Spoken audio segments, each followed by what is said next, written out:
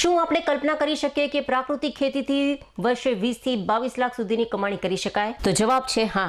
આ કરી બતાવ્યું છે પાટણ તાલુકાના આંબાપુરા ગામના યુવા પ્રગતિશીલ ખેડૂત નિર્મલભાઈ ચીમનભાઈ પટેલે.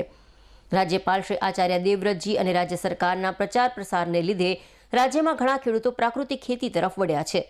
યુવા પ્રગતિશીલ ખેડૂતો હવે પ્રાકૃતિક ખેતી કરીને એક નવા વ્યવસાય તરીકે અપનાવી સફળ બની રહ્યા છે.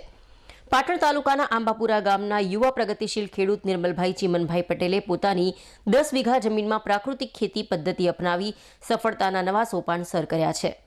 10 વીઘા જમીનમાં ઘઉં, બાજરી, અડદ, મગ સહિતના પાકો, ઔષધીય છોડો અને ગાયના ગોબરમાંથી 20 થી 25 જેટલી વિવિધ વસ્તુઓ બનાવી તેમજ આયુર્વેદિક વસ્તુઓના વેચાણ થકી આજે તેઓ વર્ષે 20 થી 22 લાખ રૂપિયા સુધીની કમાણી કરતા થયા છે. જોકે નિર્મલભાઈ પટેલે બહુ વિશ્વાસ સાથે કહે છે કે પ્રાકૃતિક ખેતીમાં સફળ થવું હોય તો તનતોડ મહેનત કરવી પડે. ખંતથી ખેતી કરીએ તો જ ગમીતઘર ખેડૂત બની શકાય. એ જીવન મંત્ર અપનાવી એમનો આખો પરિવાર પ્રાકૃતિક ખેતીમાં જોતરાયેલો છે. નિર્મલભાઈ અને એમના પરિવારના કેવળ પ્રાકૃતિક ખેતી પદ્ધતિ અપનાવી છે પણ સાથે સાથે પ્રાકૃતિક જીવન પદ્ધતિ પણ અપનાવી છે. તેમના શાંતધન ગીર ગૌશાળાના ફાર્મની મુલાકાત લઈએ તો એમ જ લાગે કે આપણે કુદરતના ખોળે છીએ.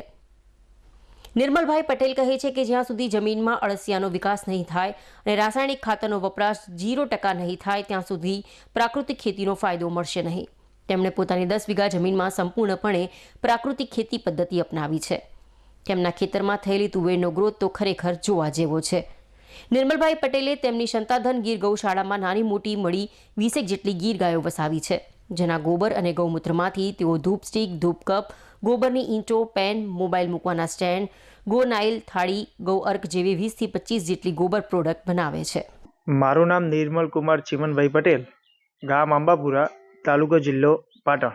પ્રાકૃતિક કરવું હોય તો એની પાછળ તનતોડ મહેનત તો કરવી જ પડશે અને અમારું આખું ફેમિલી આ ફિલ્ડની અંદર મતલબ ગૌશાળાની અંદર સામેલ છે અને બધા આની અંદર ખેતી કરીએ છીએ. આની અંદર વાર્ષિક પાકોની અંદર અમે અડદ, મગ, ઘઉં, બાજરી આ બધું ઓર્ગેનિક ખેતી અમે કરીએ છીએ આની અંદર અને એનું ઉત્પાદન લગભગ સરેરાશ ગણીએ 10 વીઘાનું તો 8 લાખ જેવું થાય અને આયુર્વેદિક પ્રોડક્ટો અને ઔષધિઓને બધું ભેગું કરીને 20-22 લાખ રૂપિયાનું આવક છે અમારી. પ્રાકૃતિક ખેતીની અંદર જે ઉત્પાદનની વાત કરીએ આપણે તો એવું થતું હોય કે ઉત્પાદન આપણે શરૂઆતમાં એક જ વર્ષ, એનું રીઝન એ કે એની અંદર જ્યાં સુધી અળસિયા ડેવલપ નહીં થાય જમીનની અંદર તમે 100% ઓર્ગેનિક મતલબ પ્રાકૃતિક ખેતી કરશો તો 100% રિઝલ્ટ મળશે. પણ એક જ વર્ષ એવું લાગશે કે આ વખતે સમજો 30 મણ થતું હતું તો 25 મણ, એનો ઘટાડો ખરો 100%, પણ નહિવત એમ નોર્મલ એમ.